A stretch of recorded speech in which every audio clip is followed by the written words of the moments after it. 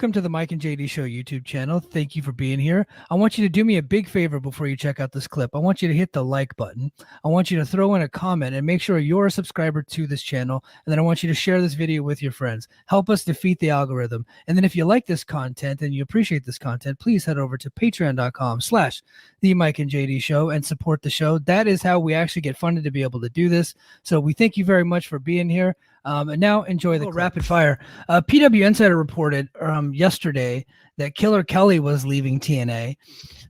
Sean Ross Sapp then went online to confirm that was the case, but then woke up this morning and backtracked the whole deal, saying, nope, she's still with TNA. She's taking time off, and she should be back. She's actually signed until August of 2025. But Masha Slamovich, they broke up the tag team MK Ultra because Killer Kelley's taking time off, and Masha will be getting a new tag team partner here pretty soon. So, and Masha actually missed the second half of the TV tapings because she was wrestling Chigusa Nagayo in her retirement match in San Francisco during the Saturday night taping. So TNA let her have the night off to go do that. So, new tag team partner for Masha Slamovich coming up. I'll be covering it on Brace for Impact. But that's good news for TNA fans, because after the Machine Guns were like, okay, lost the Machine Guns, Deonna Purrazzo, Naomi's back in WWE, and Scott D'Amore's gone, and now we're like, Giselle Shaw left with Scott D'Amore. Apparently, she hadn't been around since she lost to Jordan Grace. So that makes sense, right? Nobody's announced that hasn't been broken, but she just hasn't been around. So I think one would safely assume that she's not in the company anymore. And now we're like, okay, fuck, Killer Kelley, like MK Ultra rules. So that sucks, but looks like she's going to be coming back. I'm kind of surprised they don't give Masha her run with the title, because they never really did that. Like they did. I remember back when we did the show, they were the feud with Jordan and her didn't quite go the way I thought it was going to go. Like I don't understand why they just don't push her for a title run, unless I missed it and it just happened and I just was out. She got several shots at the title, and then she lost all her chances. And then they moved her to the tag team division, where she's been kind of like, they've held the tag team titles a couple times. So that's where she's been sticking. I do think that now that the roster is kind of thin, that they should move her back up to another program with Grace. Now, it's been a while since we've seen that match, but they hold on. Spoiler, 5, 4, 3, 2, 1. They brought in Steph Double Delander. Yeah, so she's going to be facing Grace at Rebellion. So wasn't she back before? She was. She was. Yeah, she was. She came in for like a weekend taping or something like that, and they didn't. But she's a per date person, so she's not signing contracts with anybody. So they brought her and Matt Cardona back over the weekend, and they did a whole thing with them. Wait, so still a thing? Are her and Cardona still a thing? Yeah. Yep. So that's their independent act. So they're bringing that to TNA, which kind of signals where TNA is kind of heading, going back to kind of using freelance talent, right? Okay. So having like their core group of men and women, and then everybody else is just gonna be freelancers. Yeah, and which, you know what, like that's kind of what they were for a long time. They expanded the roster a little bit. Now they're shrinking it back up again.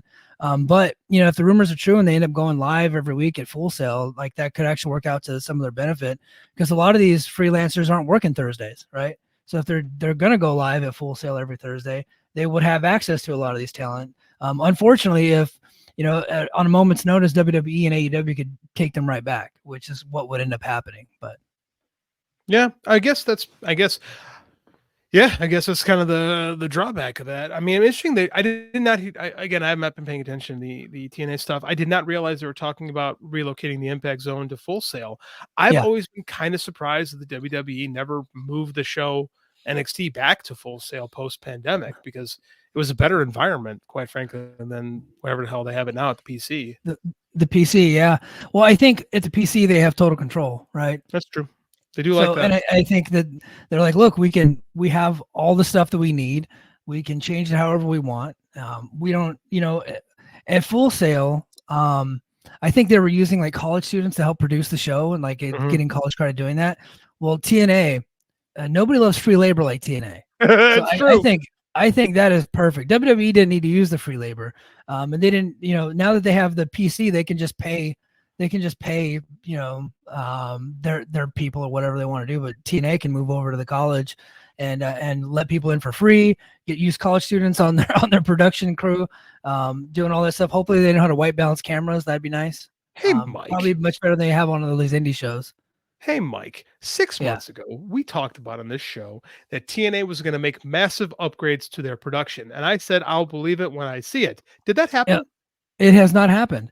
Okay. In fact, it's basically the same with a TNA logo and yellow ropes. So yeah, so when everybody was So going crazy about, oh, they're gonna take it seriously, and then they wound up firing Scott D'Amore and spending less money than they did in his Impact. Just want to make yeah, sure I know the score here. I made the joke. They were like they saw Hard to Kill and no production upgrades except for like a boom camera. Like they added like a swinging. It looks pretty cool. It comes from like the stage down to the ring and kind of around, which is not. It just that was the only thing that I noticed that they added. Everything else just looks the same. They have a new graphics department, but that the graphics look cool. But other than that, everything's basically the same. Like they still don't white balance the camera. There's sometimes they don't plug in their microphones when they're talking to the camera. Like Gia Miller's got shadows all over her backstage because they're not balancing the lighting correctly, right? Because the light's coming from in front, so they have all the shadows on her face. That's the Right? shadows from behind. There's no Yeah, backlight going on. Yeah, yeah. yeah, it's still the same old, same old. It's still the same. They took off the entire fourth quarter last year and didn't change a goddamn thing except the logo.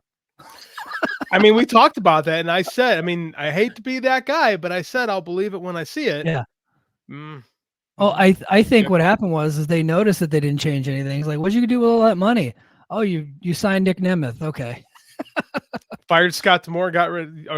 Is Nick Nemeth even signed, or is he on a per day deal? They never announced that he signed, but Mm. he is being promoted as their top star. Okay. Without a shadow of a doubt. Like if you drive by Vegas right now by the Palms, the biggest thing on the billboard is Nick Nemeth. Okay. I'm gonna see him at the Windy City Riot coming up, and I guess I'm gonna have to be okay with it.